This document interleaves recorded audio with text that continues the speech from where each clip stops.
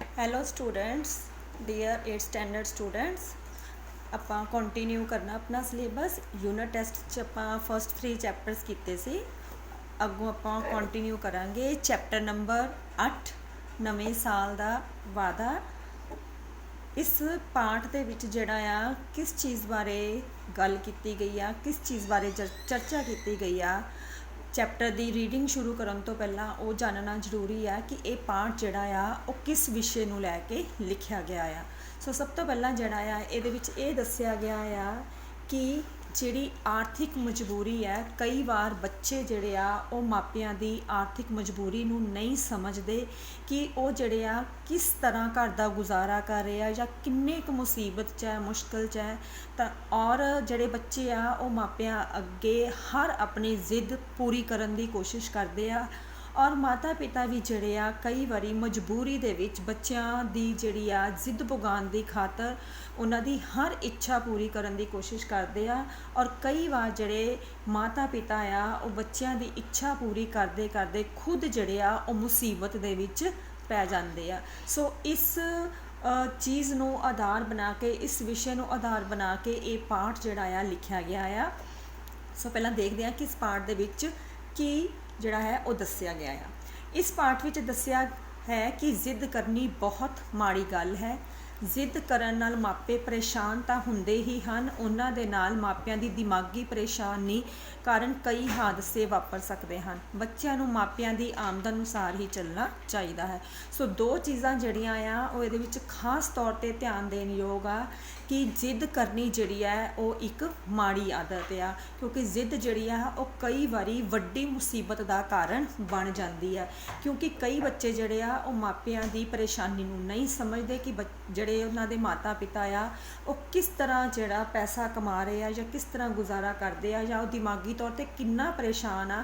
ਇਸ ਚੀਜ਼ ਨੂੰ ਨਹੀਂ ਸਮਝਦੇ ਔਰ ਆਪਣੀ ਜ਼ਿੱਦ ਪੂਰੀ ਕਰਨ ਦੀ ਕੋਸ਼ਿਸ਼ ਕਰਦੇ ਆ, ਜਿਸ ਕਰਕੇ ਬੱਚਿਆਂ ਦੇ ਮਾਤਾ ਪਿਤਾ ਜਿਹੜੇ ਆ ਉਹ ਵੱਡੀ ਮੁਸੀਬਤ ਵਿੱਚ ਪੈ ਜਾਂਦੇ ਆ, ਜਾਂ ਇਹ ਕਹਿ ਲਓ ਕਿ ਜਿੰਨੀ ਕੁ ਉਹਨਾਂ ਦੀ ਆਮਦਨ ਆ ਉਹਦੇ ਵਿੱਚ ਘਰ ਦਾ ਗੁਜ਼ਾਰਾ ਔਖਾ ਹੁੰਦਾ ਆ। ਇਸ ਕਰਕੇ ਬੱਚਿਆਂ ਨੂੰ ਇੱਕ ਸਲਾਹ ਦਿੱਤੀ ਗਈ ਆ ਕਿ ਬੱਚਿਆਂ ਨੂੰ ਮਾਪਿਆਂ ਦੀ ਆਰਥਿਕ ਸਥਿਤੀ ਨੂੰ ਸਮਝਦੇ ਹੋਏ ਹੀ ਆਪਣੀ ਜ਼ਿੱਦ ਮਾਪਿਆਂ ਅੱਗੇ ਰੱਖਣੀ ਚਾਹੀਦੀ ਆ।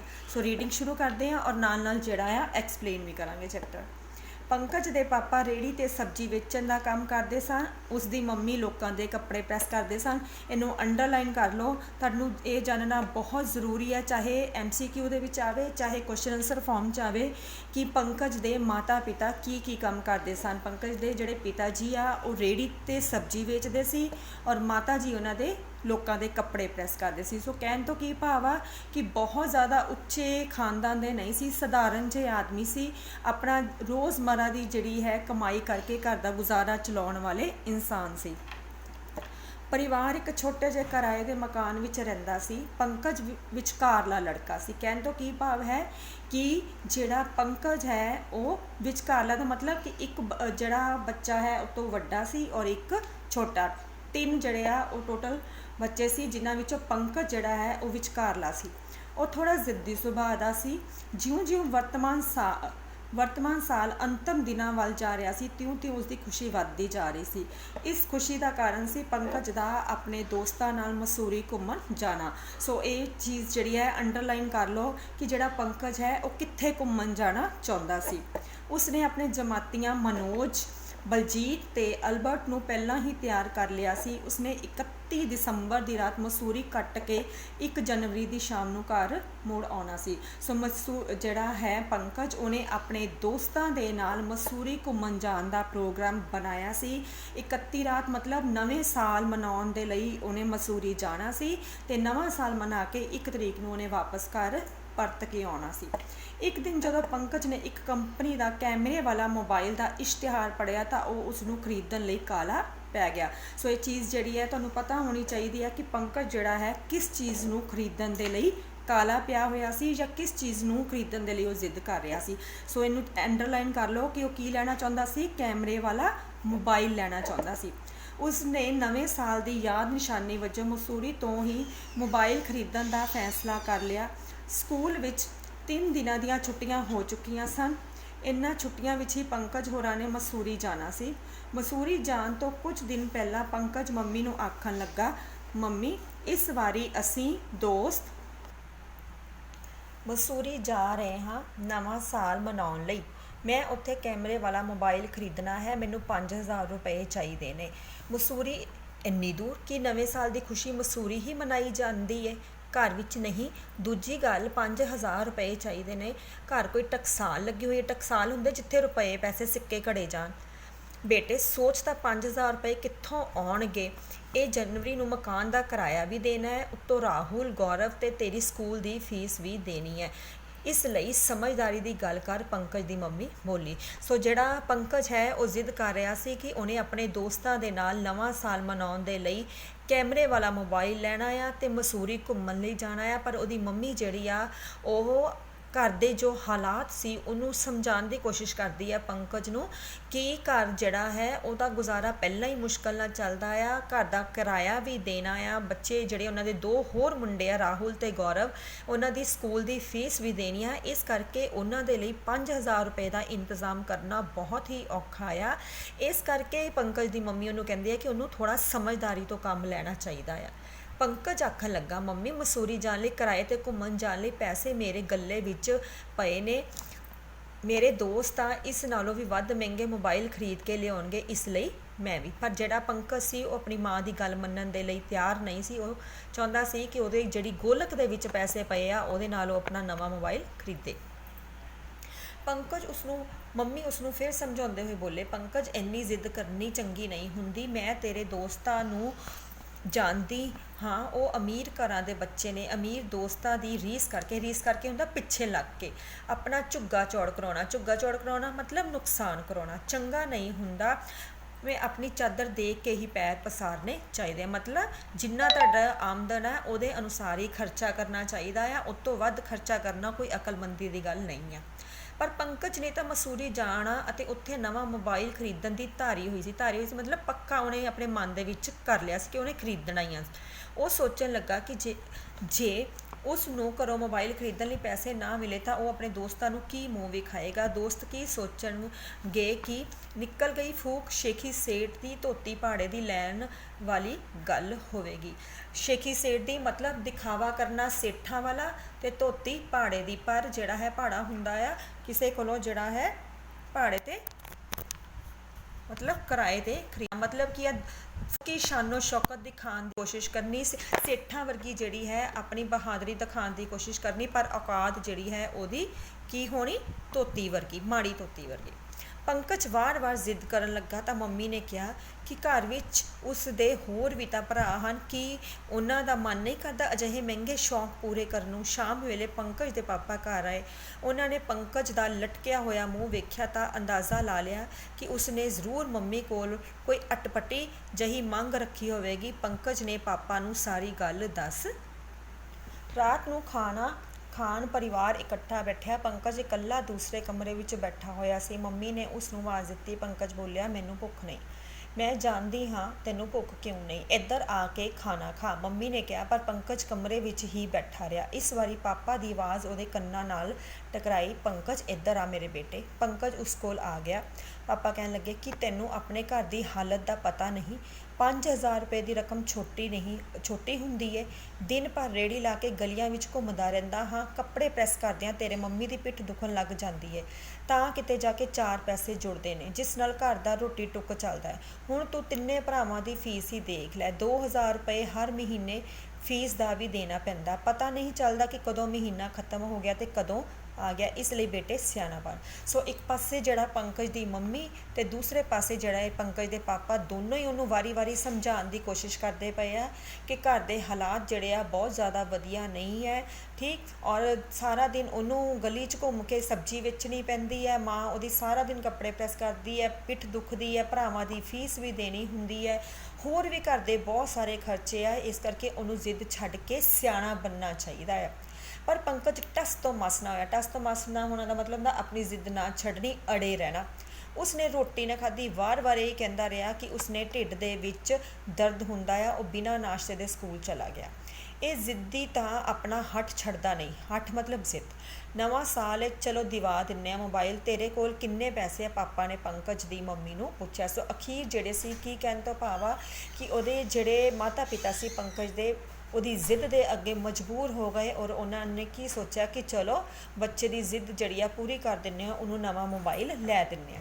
ਤੁਸੀਂ ਇਸ ਦੀ ਜ਼ਿੱਦ ਅੱਗੇ ਝੁਕ ਕੇ ਇਸ ਨੂੰ ਵਿਗਾੜਨ ਦੀ ਕੋਸ਼ਿਸ਼ ਕਰ ਰਹੇ ਹੋ। ਦੁਨੀਆ 'ਤੇ ਹੋਰ ਵੀ ਤਾਂ ਲੱਖਾਂ ਕਰੋੜਾਂ ਬੱਚੇ ਨੇ ਇਸ ਤਰ੍ਹਾਂ ਜ਼ਿੱਦ ਕਰਕੇ ਆਪਣੀਆਂ ਮੰਗਾਂ ਪੂਰੀਆਂ ਕਰਵਾਉਣ ਲੱਗ ਪੈਣ ਤਾਂ ਉਹਨਾਂ ਦੇ ਮਾਪਿਆਂ ਨੂੰ ਤਾਂ ਸੜਕਾਂ 'ਤੇ ਭੀਖ ਮੰਗਣ ਲਈ ਜਾਣਾ ਪਏਗਾ।